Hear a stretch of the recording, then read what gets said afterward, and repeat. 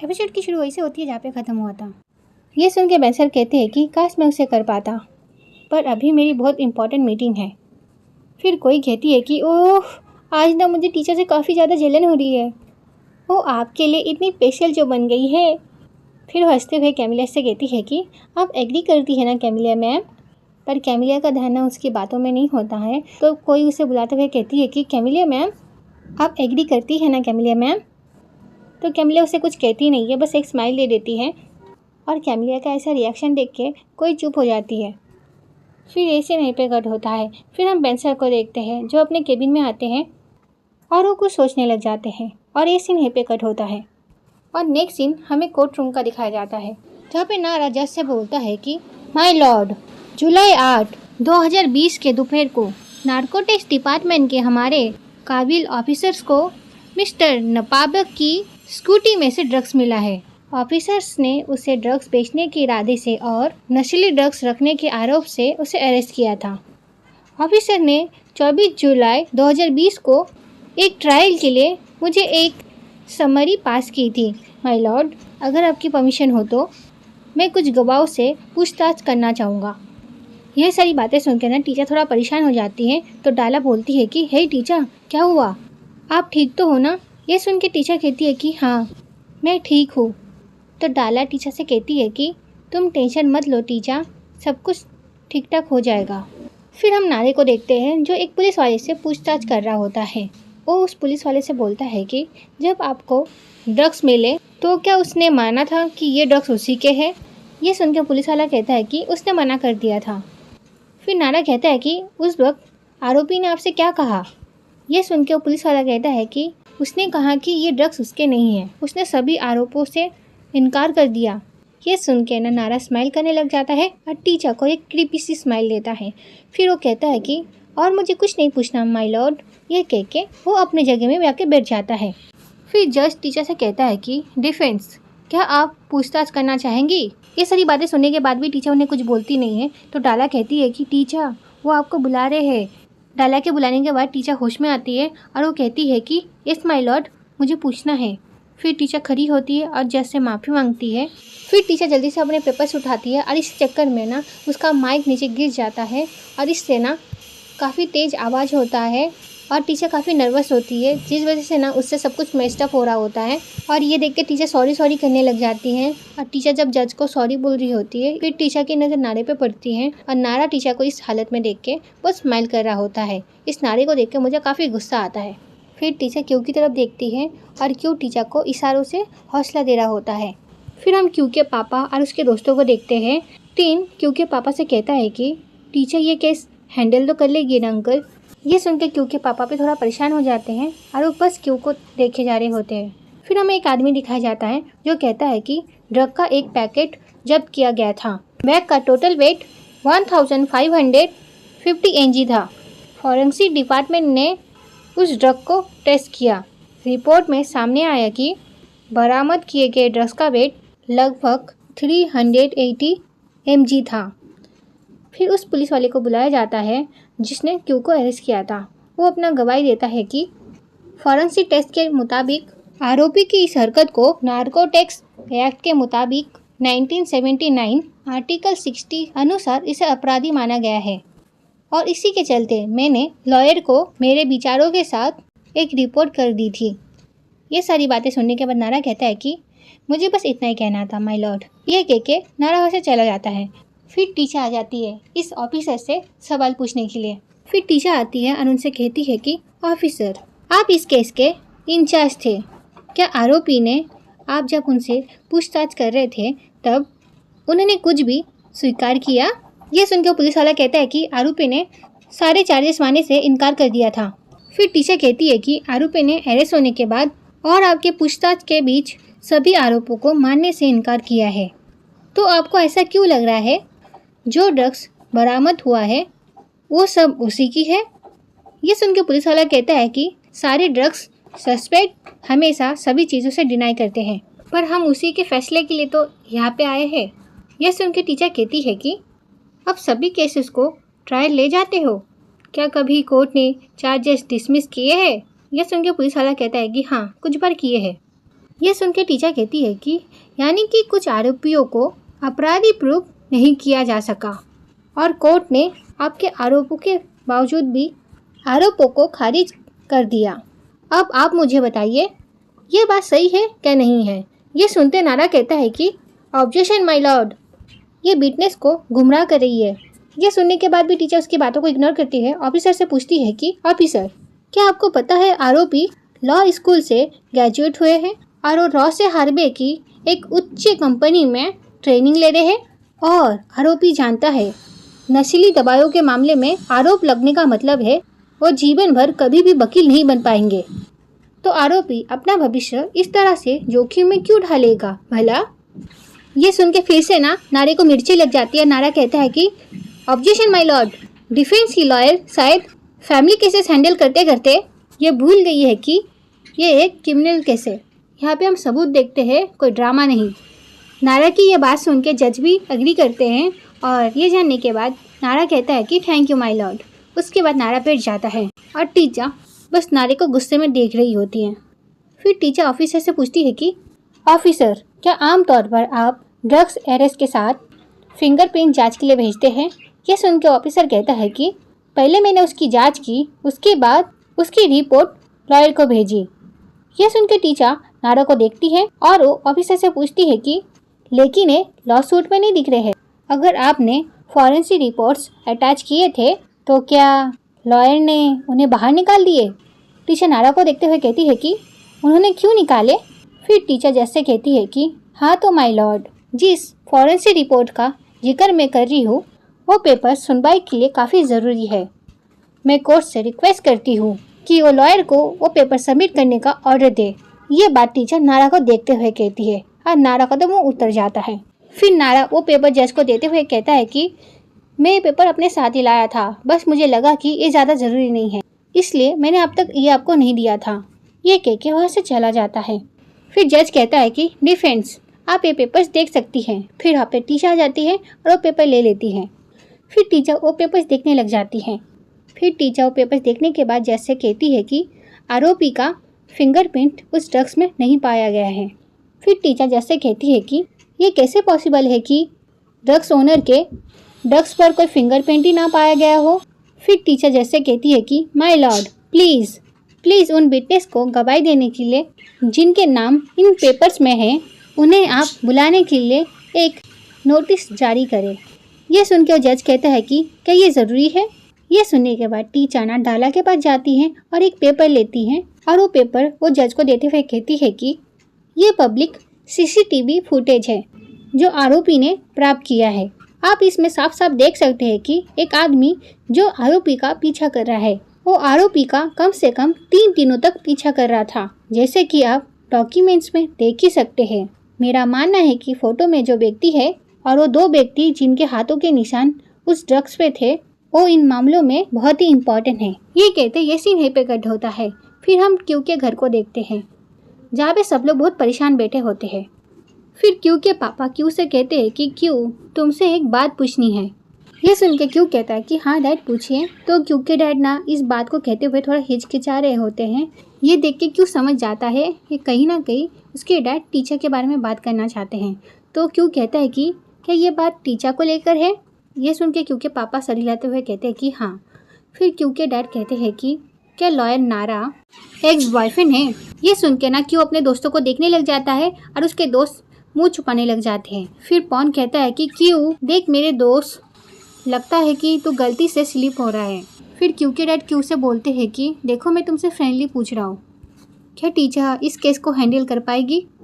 ये सुन के क्यू कहता है कि डैड इस केस में टीचर से ज़्यादा कोई मेरी हेल्प नहीं कर सकता। ये सुनने के बाद जून कहती है कि हेल्प करना और केक जीतना ये दोनों अलग अलग बातें होती है, ये बात याद रखना क्यू। ये सुन के क्यू के डैड कहते हैं कि एग्जैक्टली। फिर पॉन कहता है कि हम सच में तेरी हेल्प करना चाहते हैं मगर कैसे हमें भी समझ नहीं आ रहा। फिर टीन कहता है कि क्यू देख, हम चाहते हैं कि तू किसी ऐसे को ढूंढे जो तेरी इस केस को जीतने में हेल्प कर सके। ये सुन के क्यू उसे देखने लग जाता है। तो टीन कहता है कि कोई और लॉयर ढूंढ ले यार। फिर पॉन कहता है कि पैसों का मैं देख लूँगा क्यू। ये सुन के क्यू कहता है कि मैं आप सबकी फीलिंग समझता हूँ पर आप सब भरोसा तो कीजिए एक बार। टीचर एक बहुत अच्छी लॉयर है। एक बार जो वो मन बना लेती है वो उसे पूरा करके रहती है। फिर क्यों अपने डैड को देखते हुए कहता है कि मुझे मेरी टीचर पर पूरा भरोसा है। और ये सीन यहीं पे कट होता है। फिर हम टीचर को देखते हैं जो अपने घर में होती है। टीचर खुद से कहती है कि नहीं, मैं कर सकती हूँ। टीचर परेशान हो ही रही होती है। इसी बीच ना टीचर को किसी का मैसेज आता है तो टीचर फ़ोन उठाती है और देखती है कि बेन सर ने उसे मैसेज किया है। बेन सर टीचर को कहते हैं कि मैंने सुना है कि तुम्हारी रिक्वेस्ट के मुताबिक कोर्ट ने समझ जाहिर किया है। अगर तुम ज़्यादा थकी हुई हो और तुमसे नहीं हो पा रहा तो तुम मुझसे बस एक बार कह देना। मैंने साक्ष से पहले ही बात कर ली है। अगर तुम्हें उसकी हेल्प चाहिए होगी तो उसे तुम्हारी हेल्प करने में बहुत खुशी होगी। मैं तुम्हारे लिए बहुत चिंतित हूँ टीचर। इसे पढ़ के टीचर कुछ सोच ही रही होती है। इसी बीच टीचर को फिर से किसी का मैसेज आता है तो टीचर अपना फ़ोन देखने लग जाती है और टीचर को किसी और ने नहीं क्यों ने मैसेज किया होता है। क्यों टीचर से कहता है कि मैं जानता हूँ कि तुम आज काफ़ी नर्वस थी टीचर, इसलिए तुमने उन पर ज़्यादा सख्ती नहीं की। इट्स ओके टीचर, अगली बार तुम अपना बेस्ट देना। मैं जानता हूँ कि तुम ये सब कर सकती हो और तुम्हें भी पता है कि तुम ये सब कर सकती हो। So good luck. टीचर क्योंकि मैसेज को पढ़ के बहुत खुश होती हैं और टीचर खुद से कहती है कि हाँ, मैं काबिल हूँ और मैं कामयाब होंगी। ये कहते ही ये सीन यहीं पे कट होता है। फिर नेक्स्ट डे हम टीचर को देखते हैं जो मॉल आई होती है नारे से मिलने के लिए। टीचर नारे के पास जाती है और वहाँ जाके बैठ जाती है। और जब नारा टीचर को देखता है तो कहता है कि बताओ मुझे यहाँ पे मिलने के लिए क्यों बुलाया है। ये सुन के टीचर कहती है कि मुझे तुम्हारी एडवाइस चाहिए। ये सुन के नारा कहता है कि किस बारे में एडवाइस चाहिए। तो टीचर कहती है कि फिंगरप्रिंट के बारे में। ये सुन के नारा कहता है कि फिंगरप्रिंट्स। देखो मैं तुम्हें सच बताता हूँ, मैंने फिंगरप्रिंट्स इसलिए कोर्ट में नहीं दिए क्योंकि वो मुझे केस के लिए इम्पॉर्टेंट नहीं लगे। और ये भी तो हो सकता है कि आरोपी ने पहले से अपने हाथों को कवर किया हो और ड्रग्स के साथ ज़्यादा ही केयरफुल हो। ये सुनकर टीचर कहती है कि तुम्हारी सफाई के लिए शुक्रिया। मैंने हमेशा सोचा है कि लॉयर्स के पास हर रोज कोई केस करने के लिए बहुत सारे ड्रग्स के मामले होते हैं। रोज रोज एक के बाद एक केसेस करके वो खुद प्रोफेशनल हो जाते हैं। ये देख के कि फिंगरप्रिंट रिपोर्ट्स के लिए इम्पोर्टेंट नहीं है, तुमने उन्हें हटा दिया। ये सुन के नारा स्माइल करने लग जाता है और कहता है कि तुम यहाँ पे मेरी एडवाइस के लिए नहीं आई हो ना। ये सुन के टीचर कहती है कि हाँ सही समझा, नहीं आई हूँ मैं तुम्हारी एडवाइस के लिए, मैं बस यहाँ पे कुछ कहने आई हूँ। तुमने मुझे सिखाया केयरलेस ना होना, अब तुम खुद कोई मिस्टेक कर मत बैठना। ये सुन के नारा की बोलती बंद हो जाती है और वो बस टीचर को देखे जा रहा होता है। फिर टीचर नारे के क्लोज होते हुए कहती है कि तुम मुझसे कहते रहे कि मैं कभी लॉयर नहीं बन पाऊंगी, अब देखना तुम कैसे वो लड़की जिसने तुम्हारे बाद करियर स्टार्ट किया वो एक केस कैसे हैंडल करती है। ये सुन के नारा कहता है कि ऑल राइट, मैं ज़रूर देखना चाहूँगा कैसे एक मेलो रोमांटिक लॉयर ये केस जीतती है। तुम्हारे पास बस ख्याली एडवाइस ही है और कहानियाँ हैं और ये सब कोर्ट में नहीं चलती। कोर्ट ने विटनेस को बुलाया तो है पर किसे पता विटनेस कोर्ट पहुँचेगा क्या नहीं। फिर नारा टीचर को टॉन मारते हुए कहता है कि मुझे नहीं लगता 7 साल तुम्हारे लिए काफ़ी है, ये टिश्यू अपने पास रखो, कोर्ट में तुम्हारे आंसू पोंछने के काम आएगा। ये कहते हुए नारा एटीट्यूड से वहाँ से चला जाता है और टीचर बस नारे को वहाँ से जाते हुए देखती रह जाती है और ये सीन यहीं पे कट होता है। फिर हम क्यू के दोस्तों को देखते हैं जो क्यू के पास जाते हैं और कहते हैं कि क्यू, तो क्यू कहता है कि हाँ। तो पॉन कहता है कि स्टोर मैनेजर ने अभी अभी कंफर्म किया है कि उस दिन कोई कैमरा चेक करने आया था, इसका मतलब वहाँ पे वो कैमरा काम नहीं कर रहा था। ये सुन के टीन कहता है कि इस कैमरे को भी उसी दिन खराब होना था। फिर पॉन कहता है कि हाँ ना यार। फिर टीन कहता है कि हो सकता है कि ये सब उसने जानबूझ के किया हो। इसी बीच ना पे का आंटी आती है और कहती है कि आज ही अमीर बनो, आज ही अमीर बनो, एक लॉटरी ले लो बेटा। तो टिन मना कर देता है तो लेडी पॉन के पास जाती है और कहती है कि एक लॉटरी ले लो बेटा, तुम अमीर बन जाओगे। ये सुन के पॉन कहता है कि मैं पहले से अमीर हूँ आंटी। ये सुन के वो लेडी कहती है कि बेटा एक तो ख़रीद लो। तो पॉन कहता है कि नहीं आंटी थैंक यू। ये सुन के वो आंटी वहाँ से चली जाती है। फिर क्यों कहता है कि आई नो कि बहुत इशू होगा यार, पर फिर भी हमें कोर्ट में प्रेजेंट करने के लिए क्लियर एविडेंस की ज़रूरत है। फिर टीम कहता है कि मुझे लगता है कि हमारी आखिरी उम्मीद उस कार की डैश कैमरा की फुटेज ही है। ये सुन के पॉन कहता है कि ओ वाह ये वाली। तो टीम कहता है कि और क्या। तो पॉन कहता है कि इसके मिलने के 0% चांसेस है। फिर वहाँ पे जून आ जाती है और कहती है कि मगर ये इम्पॉसिबल तो नहीं है। फिर जून क्यू के पास जाती है और कहती है कि और कोई तुम्हारी हेल्प करे क्या ना करे, मैं ज़रूर करूँगी। ये सुन के क्यू कहता है कि थैंक यू जून। और जून और क्यू के इतने क्लोज देख के पॉन को अच्छा नहीं लगता। और इसी बीच वहाँ पे एक कार आके रुकती है तो क्यू कहता है कि अरे वो रही। तो ये देख के क्यू पूछने के लिए जा रहा होता है, पर पॉन उसे रोक देता है और कहता है कि तू रुक जा क्यू, मैं हूँ ना। ये कह के पॉन वो कार वाले से पूछने चला जाता है। वो कार के पास जाता है और उनसे कहता है कि नमस्ते भाई साहब, मैं आपसे कुछ पूछना चाहता हूँ, क्या आपके कार में डैश कैमरा है? तो आदमी कहता है कि नहीं। और ये सुनने के बाद तो पॉन का मुंह उतर जाता है। फिर पॉन अपने दोस्तों को इशारों से बोलता है कि इनके कार में भी डैश कैमरा नहीं है। फिर एक सीन यहीं पे कट होता है। फिर हम टीचा को देखते हैं जो क्यू के केस के बारे में सोच रही होती है। टीचा उन फिंगरप्रिंट को देख के कहती है कि पहले दो फिंगरप्रिंट तो उन पुलिस वालों के हैं जिन्होंने क्यू को अरेस्ट किया था, और तीसरा वाला फिंगरप्रिंट किसका था वो टीचा को ठीक से नहीं पता, पर चौथा वाला फिंगरप्रिंट जिसका था टीचा उसको अच्छी से पहचानती है। वो कोई और नहीं जैकी होता है। टीचा उस नाम को पढ़ के शॉक हो जाती है। और इसी बीच में वहाँ पे डाला आ जाती है और डाला आते ही टीचर से कहती है कि hello teacher ma'am, mister Bong के सिक्योरिटी ने कॉल किया था, उन्होंने कहा कि उन्हें बिल में कुछ चेंजेस करने हैं।